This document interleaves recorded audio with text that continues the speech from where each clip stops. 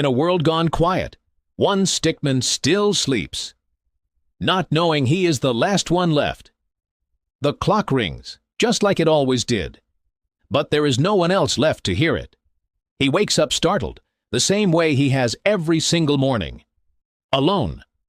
A slow stretch. A tired sigh. Another day begins in a world with no one else in it. He looks at an old photo, a reminder of the friends he used to have. Curious and cautious, he walks toward the window, wondering what today will bring. Outside, the city is broken and silent. It has been this way for a very long time. He steps toward the door. Every day he checks, just in case something has changed. The street outside is empty, just like yesterday, just like every day before that. He holds an old map, tracing streets that no longer lead anywhere new. He sits down, tired, not from walking, but from being alone for so long. An old newspaper reminds him how it all ended. He has read it 100 times. Life goes on, even for the last stickman on earth. A small fire, a little warmth. He eats breakfast at a table built for two. The other chair has stayed empty for years. He looks at that empty seat and remembers he wasn't always alone. This photo shows happier days, friends, laughter, a world full of life. He wipes his eyes gently. Missing them never really gets easier. His small garden is dying, just like everything else around him. But he still waters it anyway. Hope is a hard habit to give up. Every day he tries the old radio, just to hear another voice. Only static answers back. Again. He walks through the ruins that used to be a busy city, searching for anything at all. An old clock stopped at the exact moment everything changed. He studies it closely, as if it could somehow explain what happened. Sometimes he just sits and stares at the sky, wondering if anyone else is out there. He draws little stick figures in the dust, remembering the friends he used to draw with. An old photo book holds memories he refuses to forget. Pages full of games, laughter, and moments that once felt like they would last forever. He closes the book gently. Remembering hurts, but forgetting would hurt more. He climbs his old lookout tower, just like he does every single day. Through the telescope, he searches the horizon for any sign of life. Nothing. Just like yesterday. His shoulders sink a little more. He climbs back down slowly, carrying the same quiet disappointment as always. He cooks a simple meal. Small routines are what keep him going. Eating alone has become normal now, but it still feels heavy sometimes. He writes in his notebook, putting his thoughts somewhere, even if no one will ever read them. Writing helps him feel a little less alone, even just for a moment. Another long day ends. He lies down, hoping tomorrow might be different. But even in sleep, the loneliness follows him. He wakes up suddenly, heart racing from a dream he can't quite remember. He drinks some water, slowly calming himself back down. He looks up at the moon. At least the moon is still the same as before. Sometimes he talks to it, just to hear his own voice say something out loud. In these quiet moments, the loneliness feels the heaviest. Eventually, sleep takes him again. Another day survived. But this morning, something is different. A sound he hasn't heard in a very long time.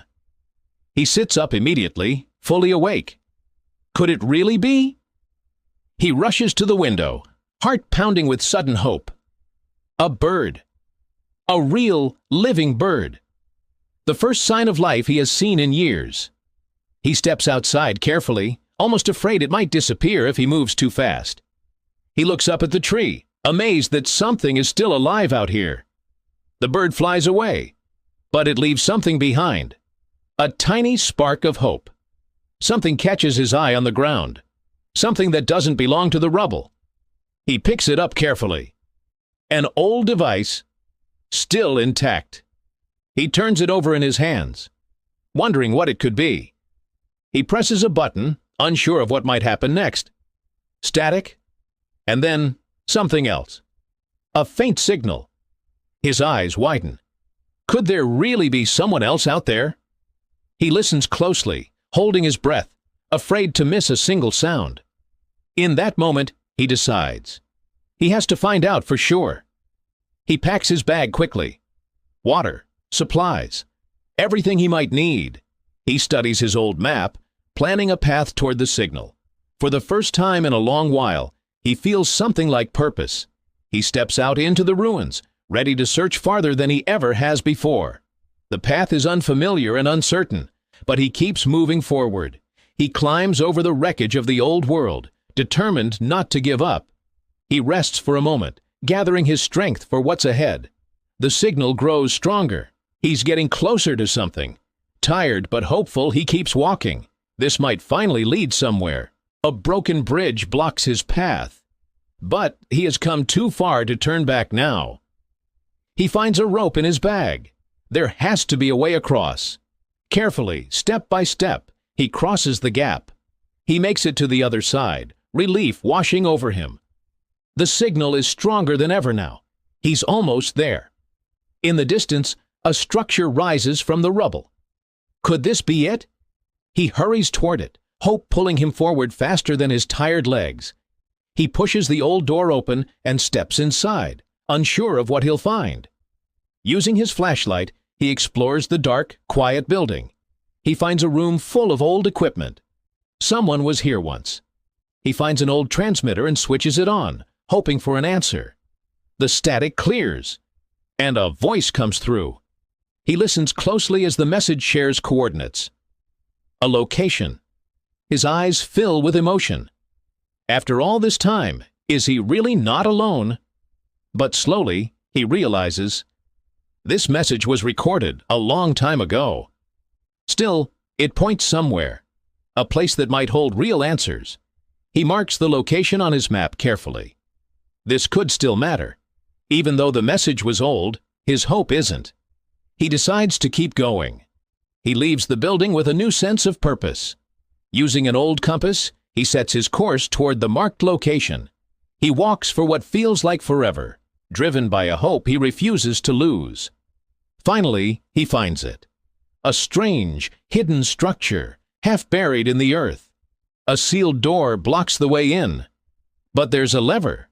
With all his strength, he pulls it, hoping it isn't locked forever. The door creaks open, and warm light spills out from inside. He steps inside, and can't believe what he sees. Green, growing, alive. Plants. Real living plants, growing safely inside this hidden place. He kneels down and touches one gently, almost afraid it isn't real. He finds a jar full of seeds, carefully preserved, waiting all this time. In his hands, he's not just holding seeds. He's holding a second chance. He carries them outside carefully, ready to give life another try. He digs a small hole in the earth, gentle and hopeful. He places the first seed inside and covers it softly. He waters it, just like he did with the dying plants before. But this time feels different. He sits back and waits. Sometimes, hope means simply not giving up. Days pass quietly. The sun rises. The moon follows. He keeps watching, keeps waiting. And then, something small and green breaks through the soil. A sprout. A real living sprout. He can't help but smile. For the first time in years, he isn't just surviving. He's growing something new. He writes one more entry in his notebook. Today, life began again. The last stickman on Earth wasn't really the last after all. He was simply the first to begin again.